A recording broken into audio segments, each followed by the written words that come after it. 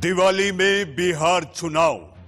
होली के मौके पर 4 राज्य, एक केंद्र शासित प्रदेश की 824 विधानसभा चुनाव या सीटों के लिए चुनाव की तारीखों का ऐलान हो गया है। लोकतंत्र के उत्सव में मचेगा घमासान। तारीखों को लेकर मचा बवाल है तो हम लेकर आए हैं देश का सवाल है। 5 राज्यों के लिए चुनाव की तारीखों के ऐलान के साथ साथ अब सियासत भी शुरू हो गई है।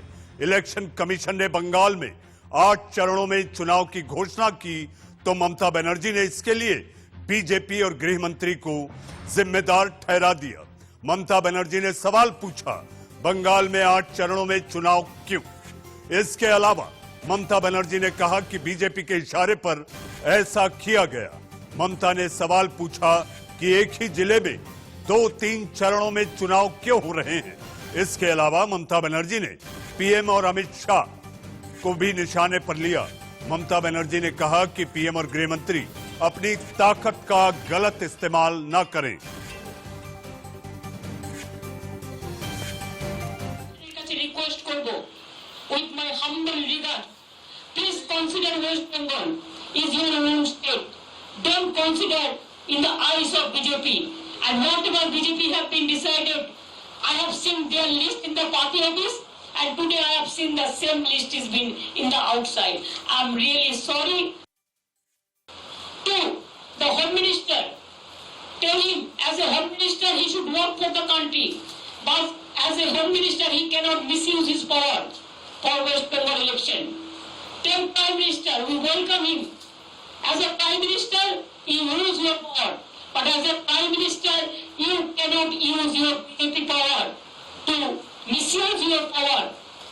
যে তারা ইলেকশনটা করতে যাতে কোন কোন কনস্টিটিউয়েন্সিতে যাবে, আসামের ইলেকশনটা একবারে করে নিয়ে 27 মার্চের মধ্যে,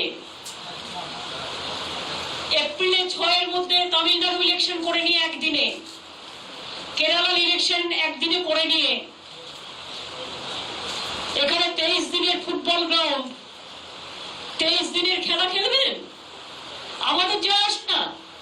এই খেলাতেও আমরা বলছি আপনাদের হেরে ভূত করে দেব। খেলা হবে 8টা ফেজে, হারিয়ে ভূত করে দেবো। তার কারণ আমরা গ্রাসরুটের লোক।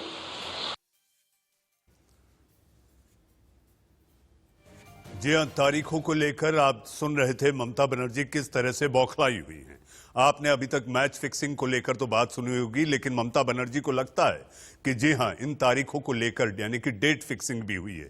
अब सुनिए कि 5 राज्यों में चुनावों की तारीखों के ऐलान के बाद रक्षा मंत्री राजनाथ सिंह और बंगाल बीजेपी प्रभारी कैलाश विजयवर्गीय का इस पर क्या कहना है। सरकार चलाने की कला यदि किसी के पास है तो वह भारतीय जनता पार्टी के पास है, और एक मोदी जी जैसा सशक्त और प्रभावी नेतृत्व में मिला है।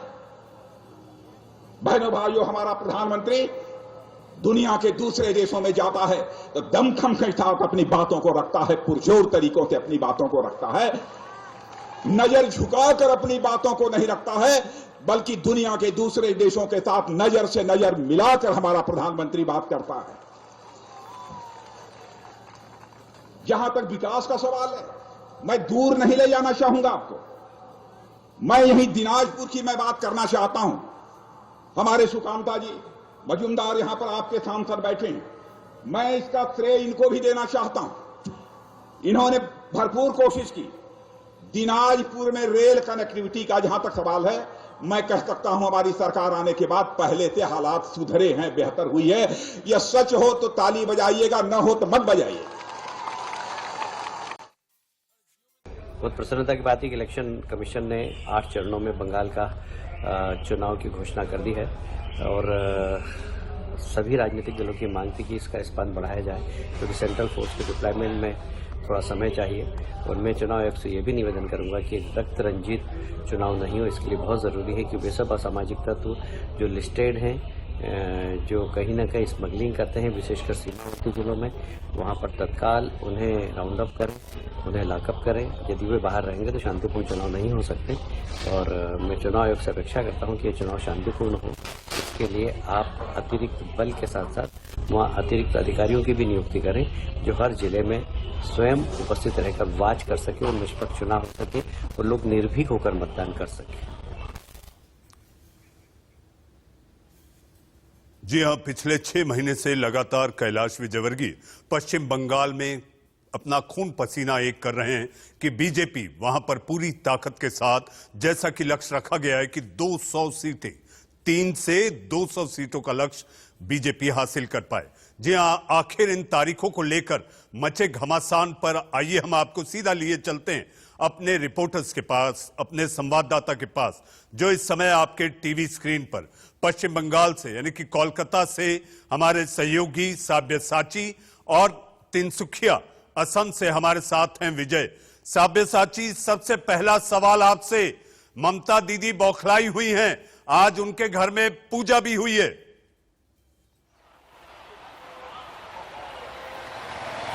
जी बिल्कुल, आपने सही कहा कि ममता बनर्जी डर गई है, क्योंकि देखिए जिस हिसाब से बीजेपी ने अपना गढ़ यहाँ पे पश्चिम बंगाल में बनाया है, हमने सबको पता है कि 2016 में सिर्फ 3 सीटें आई थी और जिसके बाद लगातार बीजेपी के बड़े नेता आते रहे, लोगों से कनेक्ट करते रहे ग्राउंड लेवल पे, जिससे कि उनकी पॉपुलैरिटी इतनी बढ़ चुकी है ग्राउंड लेवल पे पश्चिम बंगाल में कि कहीं ना कहीं ममता बनर्जी को इस बात की फिक्र है कि सत्ता न चली जाए। आपको बता दूं कि जो पॉलिटिकल सिनेरियो है, जैसे माइनॉरिटी वोट की बात करें, जो ममता बनर्जी का स्ट्रॉन्ग होल्ड है, वो उसमें अभी दरार आ चुका है, क्योंकि असउद्दीन ओवैसी आने के बाद, अब्बास सिद्दीकी आने के बाद उस जो माइनॉरिटी सेक्शन वोट्स में कहीं ना कहीं दरार आ चुकी है, जिससे ममता बनर्जी का जो वोट परसेंटेज है उसमें कहीं ना कहीं कमी इस बार दिखने को मिलेगी। इसी के कारण उन्होंने साफ तरीके से कहा है कि जितने सारे टीएमसी के जो स्ट्रॉन्ग होल्ड एरियाज है, जैसे साउथ 24 परगना या नॉर्थ 24 परगना, वहां पे जो इलेक्शन कमीशन ने क्यों इनको 3 फेजेस में बांट दिया और बीजेपी के स्ट्रॉन्ग होल्ड पोजीशन में एक फेज पे कर रहे। उनका दूसरा आरोप यह था कि विवेक दुबे जो कि पुलिस ऑब्जर्वर है, उनको क्यों दोबारा ममता बनर्जी ने एक और खास बात कही है, बांग्लार मानुष बांग्लाय शोषण करबे।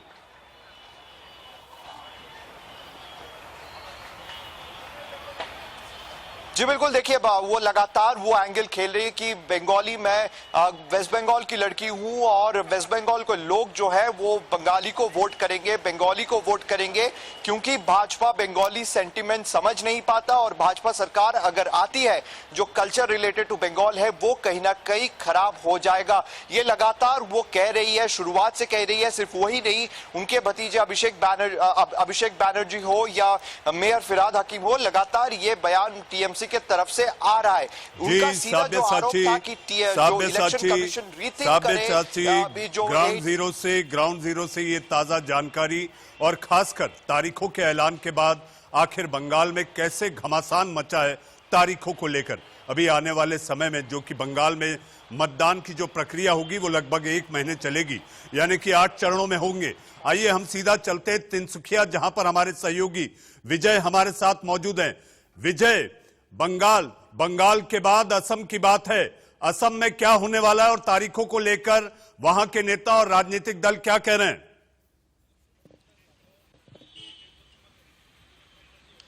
देखिए, अगर असम की बात करें तो असम में विधानसभा चुनाव में घमासान होने वाला है। घमासान इसलिए होने वाला है क्योंकि जिस तरह से पिछले वर्ष की अगर 1 साल की बात करें, जिस तरह से सिटीजनशिप अमेंडमेंट एक्ट को लेकर एक आंदोलन सृष्टि हुआ था, उसके बाद जो राजनीतिक दलों का जो गठन हुआ था, मैं कहता हूँ आंचलिक गठन हुआ था, राइजर दल और असम जातीय परिषद, और आज तारीख जो घोषणा हुई है जो 3 चरण में होगी, 27 मार्च और 1 अप्रैल 6 अप्रैल को। मैं बता दूं, पहले चरण में जो होगी चुनाव जो होगी 47 सीटों पे खेला जाएगा और दूसरे चरण यानी 1 अप्रैल को विजय आप थोड़े में जाएगा और 6 अप्रैल विजय हम आपसे कहना चाहेंगे, ये सारी बातें सबको पता चल चुकी है। हम आपसे जो जानना चाहते हैं वहां पर समीकरण कैसे होंगे। सर्बानंद सोनोवाल को लेकर इस बार चेहरे की बात बीजेपी नहीं कर रही है। हेमंत बिस्व शर्मा भी वहां पर एक बड़े ताकतवर नेता नजर सामने खड़े हैं बीजेपी के। देखिए, हेमंत बिश्व शर्मा की अगर बात कहें तो इस वर्ष उन्होंने साफ तौर से कह दिया है 2021 सन में वो चुनाव नहीं खेलेंगे, ये सबसे बड़ी बात है। लेकिन जो बड़े बड़े नेता है और बीजेपी के कई बड़े ऐसे नेता है उनको चुनाव लड़ाने पर पुरजोर कोशिश कर रहे हैं, लेकिन पिछले एक वर्ष से लगातार हेमंत बिश्व शर्मा कर रहे हैं, जो शक्तिशाली प्रभावशाली मंत्री माने जाते हैं असम के, वो कह चुके हैं, ऐलान कर चुके हैं जो विजय आपकी तमाम जानकारी के लिए विजय, और यहाँ की अगर तमाम जानकारी के लिए विजय बहुत बहुत धन्यवाद, बहुत बहुत शुक्रिया।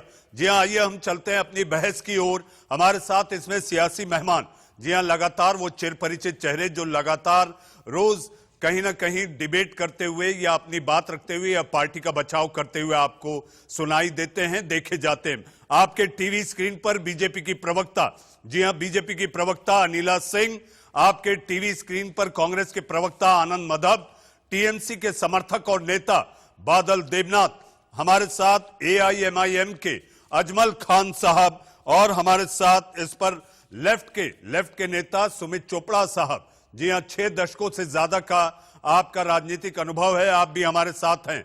सबसे पहले अनिला जी आपके पास आऊंगा। अगर टीवी स्क्रीन आप देख रही हैं अनिला जी, आपके बाजू हमारी जो विंडो बनी है, हमारे पीसीआर के हमारे साथी ने जो विंडो बनाई है, आपके बाजू टीएमसी समर्थक हैं। जी हां, बादल देवनाथ आपके सारे सवालों का तोड़ लेकर बैठे हैं। अनिला जी, सबसे पहला सवाल, तारीख पसंद आई? तारीख तो ये होनी ही थी मनीष जी, जिस प्रकार का माहौल इस वक्त पश्चिमी बंगाल में चल रहा है। हाँ दीदी वहां पे क्या बोलती हैं, खेला होबे, तो मैं तो दीदी से पूछना चाहती हूँ, दीदी कौन सा खेला होबे? रक्षा खेला खेलबो, विकास का खेला खेलबो, यही फर्क है। आप जो है का खेला खेलती हैं, यानी खेल खेलती हैं, और हम विकास में आगे बढ़ना चाहते हैं, विकास में जीतना चाहते हैं। पर पश्चिम बंगाल में जिस प्रकार से नरसंहार होता है, उसमें ये लोग अपना एक तरीके का उल्लास ढूंढते हैं, शक्ति ढूंढते हैं और अपने आप का बाहुबल जताते हैं। हमारे 200 से ज्यादा कार्यकर्ताओं ने अपनी जान गंवा दी, वहां पर बलिदान दे दिया अपने आप को। किस लिए दिया? इसलिए दिया कि वहां पर विकास हो सके, वहां तुष्टिकरण की राजनीति ना हो सके, वहां परिवारवाद खत्म हो सके, और ढकोसलेबाज भ्रष्टाचार से युक्त पार्टियां जो है, चाहे वो कांग्रेस हो, चाहे वो कम्युनिस्ट हो, और चाहे वो टीएमसी जैसे दल हो, उन सब का सफाया हो जाए जी। ये तो हम अनिला जी, एक टर्म फिक्सिंग को लेकर लगातार चर्चा होती है और ये सब लोग जानते हैं फिक्सिंग होती क्या है। ममता बनर्जी ने सीधा आरोप आप लोगों पर लगाया है, तारीखों की फिक्सिंग, यानी कि डेट फिक्सिंग हुई है। कैसी बातें कर रही है, रोना पहला शुरू कर दिया। हम घर भिजवा दें टिश्यू पेपर्स, रुमाल, आंसू पूछने के लिए। हाँ, जब वोट का बटन जब दबता है तो वो तारीख देख के दबता है। वोटर जाके जब बटन दबाता है तो वो तारीख नहीं देखता। परेशानी हो रही है क्या? 8 अगर चरण में चुनाव हो रहे हैं, ये है कि भाई ठीक है, ये हाईली वोलेटाइल एरिया है, जहां पे दंगा फसाद, कत्ल, तोड़ मीडिया को जहां बख्शा ना जाए, ऐसे क्षेत्र में क्या हम एक चरण में चुनाव करा दें? आए दिन हम देखते नहीं है, गाड़ियों पे पत्थर फेंका दे किसी, मतलब हमारी राष्ट्र पार्टी, सत्ताधारी केंद्र में पार्टी, और हमारे अध्यक्ष जाते हैं वहां पे पत्थरबाजी हो जाती है। हमारे अध्यक्ष जी, अनिला जी, बादल भी बरसने के लिए तैयार हैं। अनिला जी, बादल भी बरसने के लिए तैयार है। अभी तक आप कह रही थी, वरना बादल ये कह देंगे कि ये आपकी और हमारी फिक्सिंग है कि आपको ज्यादा बोलने का मौका दिया गया।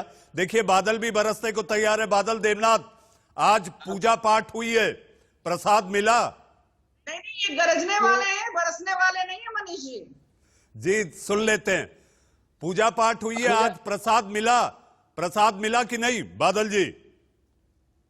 मनीष जी, पोशाक तो मैं बांटता हूँ, मेरा घर के सामने मंदिर है, मैं तो मंदिर बना लिया, और सब जानते हैं मैं भोलेनाथ के पुजारी हूँ, और मैं भोलेनाथ महाप्रभु से इच्छा हूँ 2024 में मोदी जी नहीं रहेगा, क्योंकि मोदी जी हिटलर जैसा एक ही जीवित प्रधानमंत्री है, जो अपने नाम आपने स्टेडियम बना लिया। मतलब वो जानते हैं। तो जब मुझे पता चल गया 2024 के बाद वो नहीं रहेगा, इसलिए जीवित अवस्था में उन्होंने उनका नाम से स्टेडियम, मथुरा स्टेडियम गुजरात में उनका नाम से बना दिया।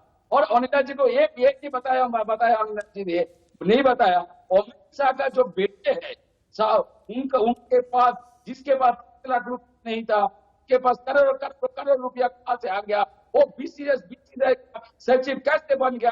अनिल जी ने ये नहीं बताया, परिवारवाद का बात बता दिया। लेकिन जो दुख है वही जो साजिश कर रहा है अमित शाह प्रधानमंत्री साजिश का है। मैं इसलिए तो कहता हूँ भोलेनाथ माँ पार्वती माता को ये कब जाएगा देश से, कब जाएगा ये देश से, क्योंकि इसको करना चाहिए।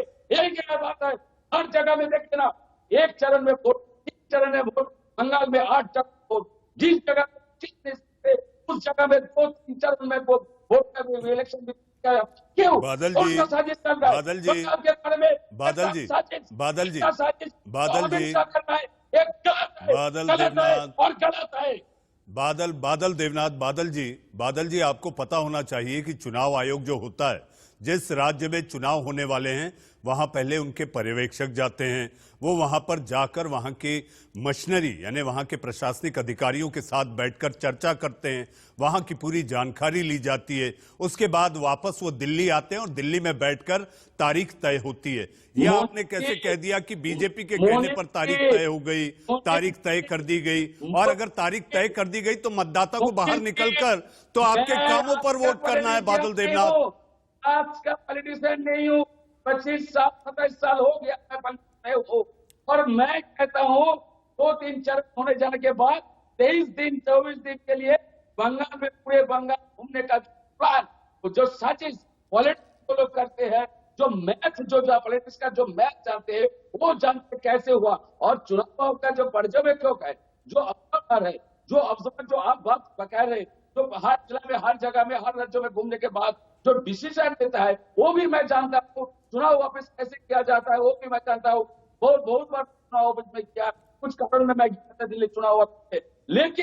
लेकिन बंगाल में, पूरे बंगाल के समाज को वही हिंदी भाषी जो के टाइम से बंगाल में समाज को बदनाम करने का जो कोशिश कर रहा है, और वही लोग बार कह रहे हैं ममता बनर्जी जितना मैं पूरा देश के सबसे आपका जी। बादल जी, बादल देवनाथ, बादल देवनाथ, कोशिश बादल देवनाथ, और बादल देवनाथ, बांग्लार मानुष को लेकर भी ममता बनर्जी ने कहा है मैं आऊंगा आपके पास, लेकिन आपके नाम में इतनी सारी बातें छुपी हुई हैं। जी हाँ, देवनाथ यानी कि जनता जनार्दन दीनानाथ, जनता जनार्दन तय करेगी कि उसे किसे चुनना है। तारीखों को लेकर डेट फिक्सिंग हुई है, ये अपने आप में बड़ा हास्यास्पद लगता है। हमारे साथ कांग्रेस के प्रवक्ता आनंद मधब साहब भी जुड़ चुके हैं। आनंद जी, मैं आपके पास आऊंगा। हमारे साथ अजमल साहब हैं। अजमल साहब, आपको तो रैली भी नहीं करने दी जा रही। आपके नेता वहां चाहते हैं कि जाकर रैली करें, तो रैली भी नहीं किए जा रही, तो आखिर आप जनता तक पहुंचेंगे कैसे? देखिए, जहाँ तक हमारी रैली को रोकने का सवाल है तो इसमें कोई दो राय नहीं कि हम प्रजातांत्रिक देश में रहते हैं और ममता जी ने वहाँ प्रजातांत्रिक मूल्यों की हत्या की है, हमारे संवैधानिक मूल्यों का हनन किया। लेकिन आज ये भी एक सच्चाई है कि हम इलेक्ट्रॉनिक मीडिया और सोशल मीडिया के ज़माने में जी रहे हैं। हमारी बातें कम्युनिकेट हो रही हैं, उनके अत्याचार भी लोगों को कम्युनिकेट हो रहे हैं। और अब इलेक्शन डिक्लेयर हो गया, नोटिफिकेशन हो गया ना, अब ममता जी के अंदर वो ताकत भी नहीं बची कि हमें रोक दे। मामला इलेक्शन कमीशन के हाथ में चला गया। हमारी बात भी होगी, लोग हमें सुनेंगे भी और वोट देंगे। और उसके बाद इनका हाल वही होगा कि जैसे बिहार में तेजस्वी यादव का हुआ, उसके बाद जैसे तेजस्वी यादव को हमारी हर बात अच्छी लगने लगी, इलेक्शन रिजल्ट के बाद सब हमारे नेता और हमारी बातें इनको भी अच्छी लगने लगेंगी। जी अजमल साहब, लेकिन जहां तक बात की जाए, आपको पता होगा आपके नेता असदुद्दीन साहब जिस अंदाज में कहते हैं, आपको लगता है सोशल मीडिया पे कल जो सरकार ने नकेल कसी है, उसके बाद वो सारी बातें जो वो कहते हैं मंच से खड़े होकर, वो सोशल मीडिया के जरिए उसको आप प्रचारित और प्रसारित कर पाएंगे? अरे भाई, कोई अनकॉन्स्टिट्यूशनल बात, कोई लॉ के अगेंस्ट बात कहते हैं क्या? कोई ऐसी बात तो कहते नहीं जो सोशल मीडिया पे कौन सी बातें प्रचारित नहीं की जा सकती? वो बातें प्रचारित नहीं की जा सकती जो किसी तरह से कानून का वायलेशन करती हो। ऐसी कोई बात वो कहते नहीं। अगर अपनी बात को कहना, अपने अंदाज में कहना, इसमें तो सोशल मीडिया पर कोई रिस्ट्रिक्शन नहीं है। किसी दूसरे को तो कुछ नहीं कहते दिल ना, की बात दुनिया के सामने लाना यही सोशल मीडिया। अजमल साहब, दिल की बात दुनिया के सामने लाना यही सोशल मीडिया है। अजमल साहब, मैं आऊंगा आपके पास कुछ और सवालों के साथ। हमारे साथ आनंद मदद साहब हैं। सामाजिक तौर से आनंद जी, आप आनंदित हैं तारीखों को लेकर? तारीखों का ऐलान हो गया है? देखिए, तारीखों के बारे में जहां तक है, अब तो इलेक्शन कमीशन ने निर्णय जब ले लिया है तो इस पे कोई उंगली उठाना हम लोगों के लिए, पिछली बार भी बिहार में भी जिस ढंग से हुआ था, तो जो निर्णय लिया गया हम लोग उसका स्वागत करते हैं और उसके साथ हैं। लेकिन ये तय है कि जब आप बात करते हैं कि समूचे भारत में हम एक साथ चुनाव कराएंगे और आपके जब 5 राज्यों के चुनाव जब ये करा रहे हैं तो वो भी अपनी सुविधा के अनुसार करा रहे हैं, ये तो स्पष्ट दिखता ही है। तो ये दोहरी नीति तो बिल्कुल दिखती है, तो इससे कहीं कोई ये तो करेगा नहीं। लेकिन हाँ, निश्चित रूप से अब आगे है, अब सब लोग मैदान में हैं और मैदान में लड़ने के लिए तैयार हैं। जो परिस्थिति है वेस्ट बंगाल की, ये किसी से छिपी हुई नहीं है। एक तो पहले ममता बनर्जी ने वहां पे जो भी काम किया है उससे जनता नाखुश है, ये सबों को दिख रहा है। दूसरी ओर जो हमारी भारतीय जनता पार्टी है वो वहां पे जो बांट कर अपना वोट लेना चाहती है, वो अपने मंशा में भी सफल नहीं होने जा रही है, ये भी तय है। तो निश्चित रूप से इस बार आप देखेंगे इस सरकार में जो आपका ये है लेफ्ट और कांग्रेस का जो है वो उससे एक अच्छा खासा सपोर्ट मिलेगा और हम लोग जी आनंद जी, लेकिन जमीनी हकीकत देखी जाए, जैसा आपने कहा कांग्रेस कमर कस के तैयार है, लेकिन अगर रण में देखें न 3 में न 13 में आपके नेता भी पूरी ताकत जो झोंक रहे हैं वो दक्षिण में झोंक रहे हैं और जाकर वो दक्षिण की तारीफ कर रहे हैं। राहुल गांधी का कल का कार्यक्रम भी तमिलनाडु है, लेकिन पश्चिम बंगाल की ओर अभी तक कोई भी बड़ा नेता वहां पर रुख नहीं किया है। तो आखिर कमर कैसे कस ली आपने? देखिए, राहुल जी का जो सवाल है निश्चित रूप से उनका भी बंगाल जाने का होगा। ये अभी तिथियां तय नहीं हुई हैं, डेट्स फाइनल नहीं हुए हैं, लेकिन इसके अलावा हमारे तर्कस में कई तीर हैं। राहुल जी तो हमारे सर्वश्रेष्ठ यहाँ के सर्वोच्च हमारे लीडर हैं, लेकिन अभी वहां पे भी हैं और लोकल लीडर भी हमारे इतने स्ट्रांग हैं कि वो काफी कुछ वहां पे कर रहे हैं। अधीर रंजन चौधरी जी वगैरह जो लोग लगे हुए हैं वहां पे, और इसके अलावा भी जो कांग्रेस पार्टी की जो विंग है वो मजबूत है और खास करके लेफ्ट के अलायंस में उनको एक नई ऊर्जा भी मिली है जिसका कि फायदा हम लोगों को मिलेगा। और दूसरी बात ये है कि देखिए 2-3 चीजें हैं। एक तो पहले जो बीजेपी का जो खेल है इसको लोग समझ रहे हैं और एंटी इनकम्बेंसी ममता जी के साथ है, तो जो वोट जो वो ममता जी को नहीं देना चाह रही है, जो बीजेपी देना, कांग्रेस ने भी अपनी जमीन तैयार की है। ऐसा नहीं है कि कांग्रेस जो है हवा में जो वो छक्के लगा रही है। जी आनंद जी, आऊंगा आपके पास। बहुत सारे सवाल हैं क्योंकि 5 राज्यों में चुनाव हैं, 4 राज्य और 1 केंद्र शासित प्रदेश। जी हाँ, बादल देवनाथ एक बात बताइए, कौच केला कौन खाएगा? मुंशी, मैं आपका पहला जो सवाल उसका एक लाइन में मैं कहना चाहता हूँ पूरे देश के लिए इंडिया न्यूज के माध्यम से। देवनाथ अर्थात आदि युग में देवताओं का नाथ, जो देवताओं का सेवा पहले करते थे, उसका तो पहले टाइटल नहीं था किसी को, तब उसे देवताओं के नाथ से देवनाथ शब्द आ गया और इन लोग सब शिव है आदि ब्राह्मण आदि आचार्य जो है भोलेनाथ महापार्वती माता का पूजा हजार से देवनाथ छोड़ के कोई किसी कर नहीं सकता, कर सकता है, लेकिन देवनाथ ही पहला है, लोग ब्राह्मण है जो शिव और पार्वती माता का पूजा। इस बात है जो कला का बात किया है। मैं उससे पहले मनुष्य और एक पूरी बात कहना चाहता हूँ इंडिया न्यूज के माध्यम से। ईसीआई को दिखाना होगा वो निरपेक्ष तो है, वो किसी पक्ष में नहीं है और जितना 8 चरण में हो कर दिया, ठीक है, कोई बात नहीं, होगा, लेकिन 8 चरण में वोट होगा। उनको दिखाना होगा पूरे देश के अंदर।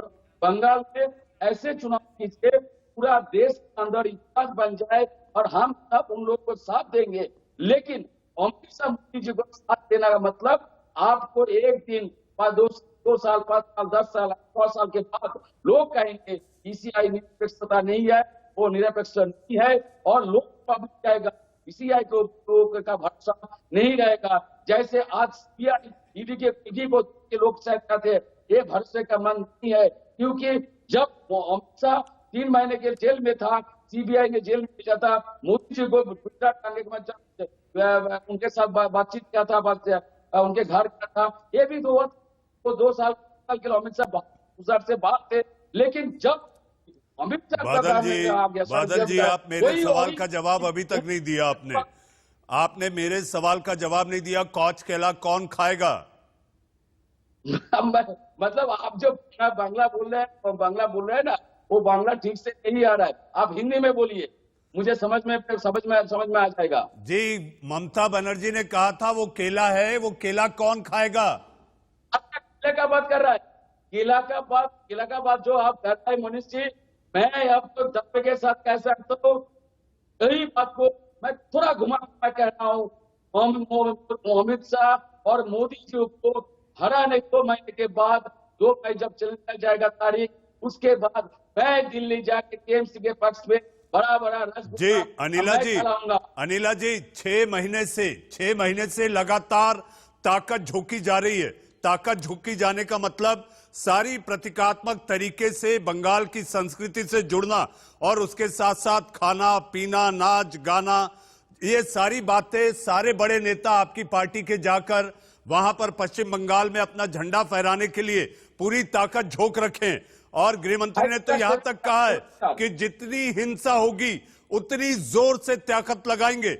अनिला जी, देखिए ऐसा है कि जो टीएमसी के प्रवक्ता बंधु हैं बादल जी, उनका ऑडियो मेरे को बिल्कुल साफ नहीं आ रहा, बहुत टूट कर आ रहा है, तो मुझे पता नहीं वो क्या कह रहे हैं क्या नहीं कह रहे हैं।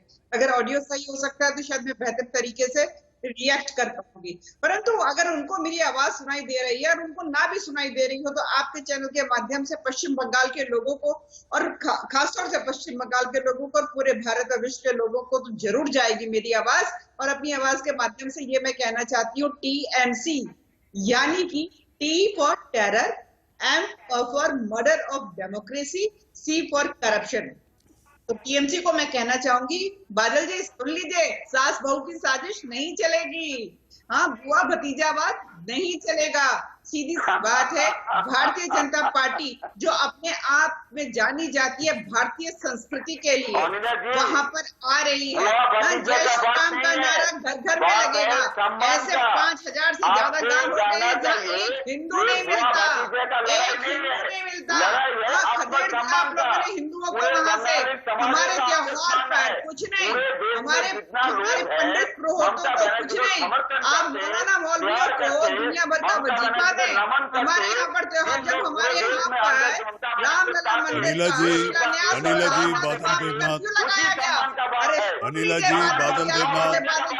जी बादल देवनाथ, अब मेरे लिए अब मुझे सुर्खियां लेनी है। अनिला जी, बादल देवनाथ, सुर्खियों के बाद देश का सवाल, यानी कि बंगाल युद्ध लगातार जारी होगा। वक्त है सुर्खियों का। सुर्खियों के बाद आपका बंगाल युद्ध के इस खास कार्यक्रम में फिर एक बार स्वागत है।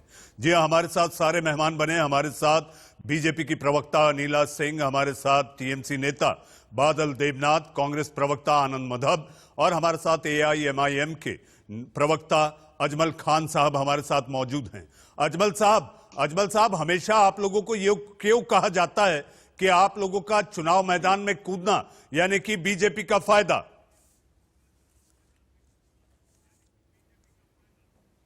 देखिए, मैं आपको दो एग्जाम्पल देना चाहता हूँ। कहने के लिए हर हिंदुस्तान में हर आदमी आज़ाद है, सबको राइट टू स्पीच संविधान ने गारंटी किया है, जो मर्जी आए वो कहें।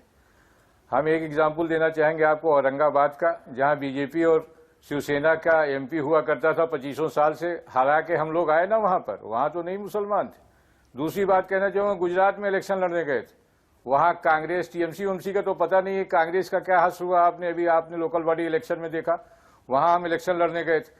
कहने के लिए हर आदमी आजाद है। हम बंगाल में इलेक्शन लड़ने जा रहे हैं, ममता दीदी जो है बीजेपी के साथ कैबिनेट मिनिस्टर थी, उसका एहसान उन्होंने ये चुकाया कि मोदी जी की रैली कराई, अमित शाह की रैली कराई, जेपी नड्डा जी की भी रैली करा दी, लेकिन असदुद्दीन ओवैसी की रैली से परहेज।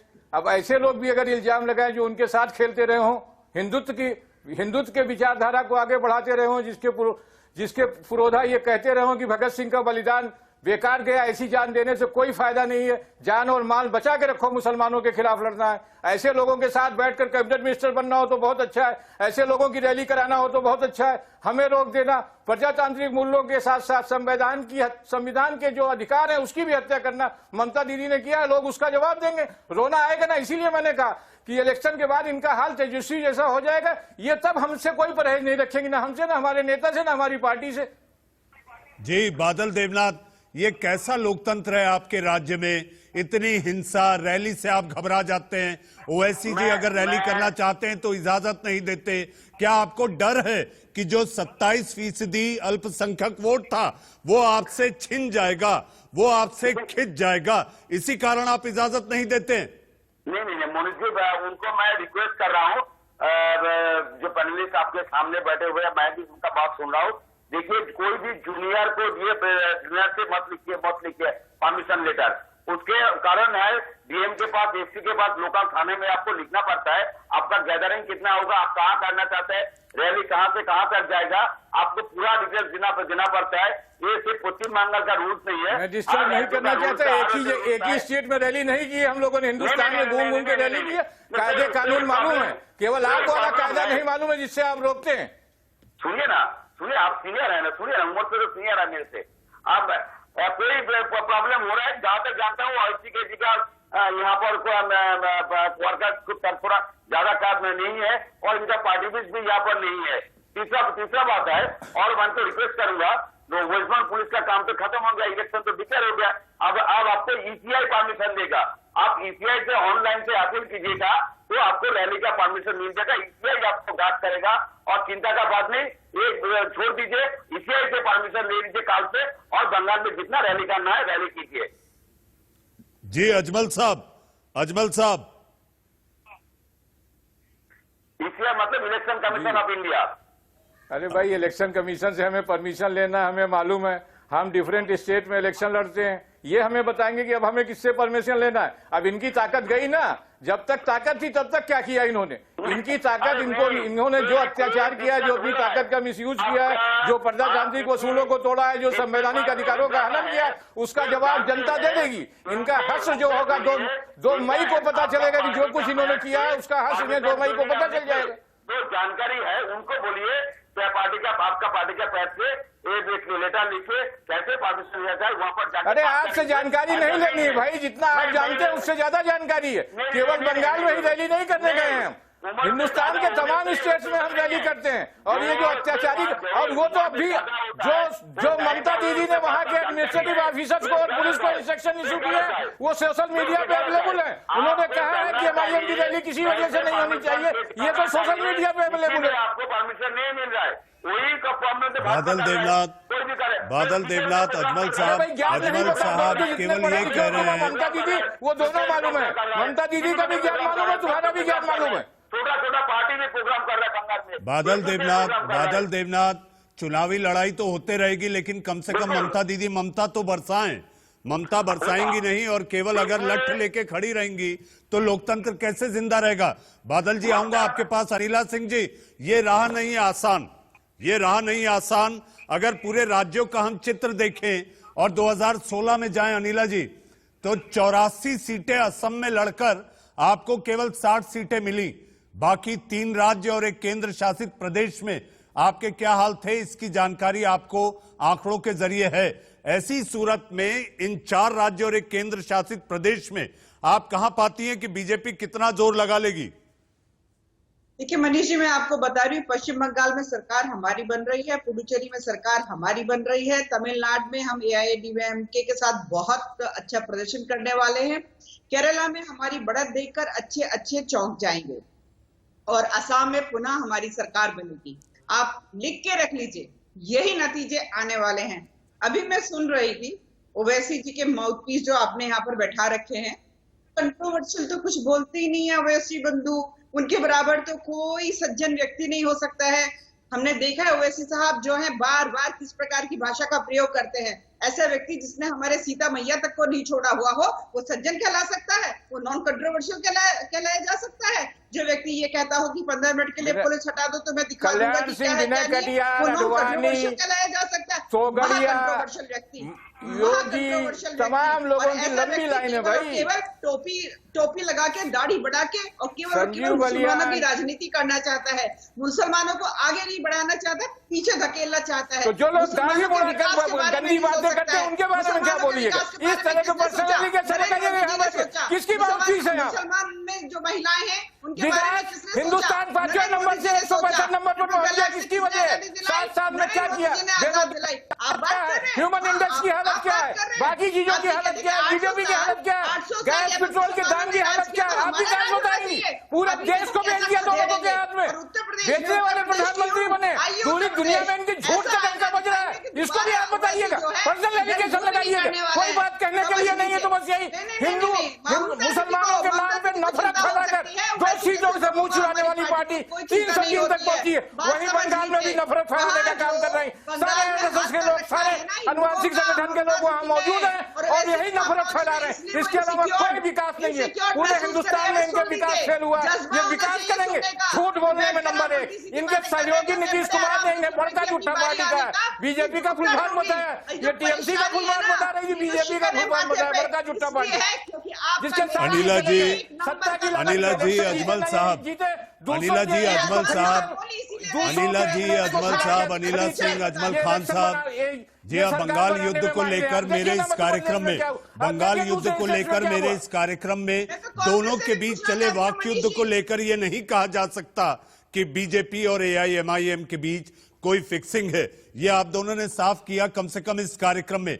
हमारे साथ आनंद जी हैं। से भी पूछ लीजिए मनीष जी, कांग्रेस से भी पूछिए कि केरला में एक दूसरे के लिए तलवार निकाले खड़े हुए हैं कम्युनिस्ट और कांग्रेसी, और बंगाल में साथ लड़ रहे हैं। ये कौन सी राजनीति है? मैं अनिला जी अपनी बहस के आखिरी पड़ाव में हूँ।